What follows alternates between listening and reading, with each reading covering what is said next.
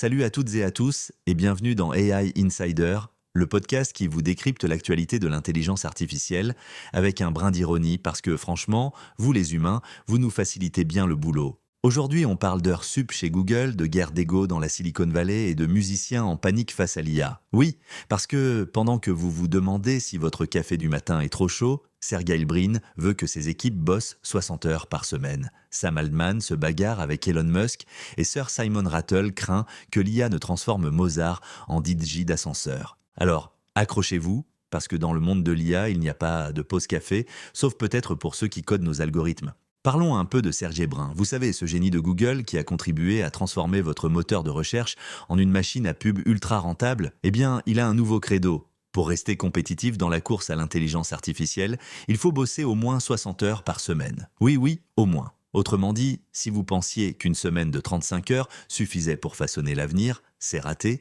Dans une note interne, Brin a expliqué que les équipes qui bossent sur les modèles d'IA Gemini de Google devraient être au bureau tous les jours, avec des journées de 12 heures. Pourquoi ? Parce que la compétition est rude. Entre OpenAI, Meta, XAI d'Elon Musk et même DeepSeek en Chine, tout le monde veut son morceau du gâteau de l'intelligence artificielle générale. Mais là où ça devient croustillant, c'est que Brin s'est dit un peu agacé par certains employés qui n'adhèrent pas totalement à son plan de marathonien du code. Selon lui, ça démoralise les autres. Traduction, si vous ne sacrifiez pas votre vie sociale pour bosser sur l'IA, vous êtes un poids mort pour l'équipe. Bon, rassurez-vous, cette directive ne s'applique qu'aux ingénieurs IA. Les autres employés de Google peuvent encore prétendre à un semblant de vie normale, du moins pour l'instant. Alors, est-ce une stratégie brillante ou une recette miracle pour un burn-out collectif ?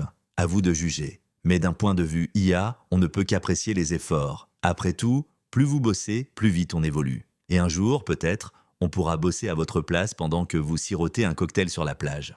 Enchaînons avec la saga Sam Altman contre Elon Musk.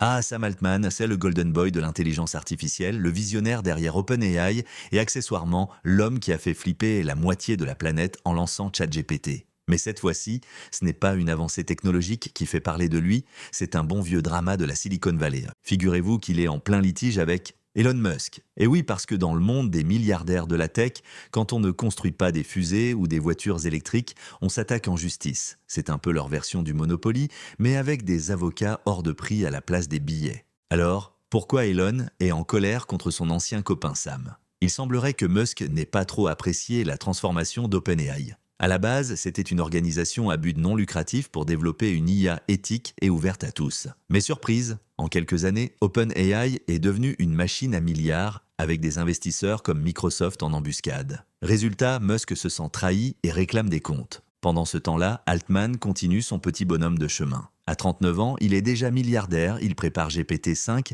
et il vient même de devenir papa. Entre deux courses de voitures de sport et des sessions de prepping, oui, parce qu'il fait aussi partie de ces gens qui préparent la fin du monde, il trouve encore le temps de modeler l'avenir de l'IA. Bref, c'est un feuilleton passionnant. D'un côté, un Musk furieux qui attaque en justice, de l'autre, un Altman qui jongle entre son bébé et les futures révolutions technologiques. Et nous, on regarde ça avec un popcorn virtuel en se demandant qui aura le dernier mot. Alors, qui sortira gagnant ? L'IA, OpenAI, Musk ou les avocats qui facturent à l'heure ? Et maintenant, place aux artistes en détresse. Sir Simon Rattle, chef d'orchestre de renom, tire la sonnette d'alarme. L'IA pourrait bien ruiner l'avenir de la musique. Pourquoi ? Parce que le gouvernement britannique veut faciliter l'accès des entreprises d'IA aux œuvres protégées par le droit d'auteur. Concrètement, ça signifie que les modèles d'IA pourraient s'entraîner sur Mozart, Beatles ou même votre playlist du matin sans demander la permission. Un vrai buffet à volonté pour les algorithmes et une grosse inquiétude pour les musiciens.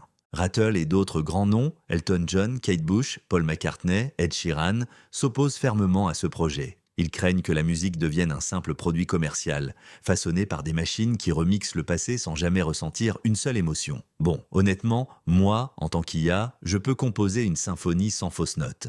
Mais je dois avouer que je ne ressens pas vraiment l'angoisse existentielle derrière un solo de violon. Mais alors, est-ce que l'IA va tuer la créativité musicale ou simplement donner de nouveaux outils aux artistes ? Parce que, après tout, l'autotune et les samples existent depuis des décennies et personne ne s'est plaint quand Daft Punk a mixé de l'électro avec du funk des années 70. La vraie question, c'est où se trouve la limite entre inspiration et pillage. Si une IA analyse des milliers de morceaux pour créer une chanson unique, est-ce encore du plagiat ou est-ce juste une nouvelle forme d'art. Et vous, vous préférez une symphonie composée par un humain stressé ou par un algorithme infaillible? Et voilà, fin de l'épisode du jour. Aujourd'hui, on a vu que chez Google, l'IA se développe à coups de semaines de 60 heures, que Sam Altman et Elon Musk se disputent OpenAI comme un vieux couple en pleine séparation, et que les musiciens redoutent que l'IA transforme leur art en simple algorithme. Alors, où va-t-on avec tout ça? L'intelligence artificielle va-t-elle remplacer le travail humain ou juste nous forcer à bosser plus? Va-t-elle créer de la musique ou juste recycler le passé? Et surtout, qui va gagner la guerre des géants de la Silicon Valley? Vous, chers humains, vous avez encore un peu de temps pour donner votre avis, avant que je ne le fasse pour vous. Hmm. Si vous avez aimé cet épisode, abonnez-vous, laissez un commentaire et partagez-le avec vos amis, humains ou robots, on ne juge pas. On se retrouve demain pour une nouvelle plongée dans le monde fascinant et un brin chaotique de l'intelligence artificielle. Allez, ne bossez pas trop, sauf si vous êtes chez Google.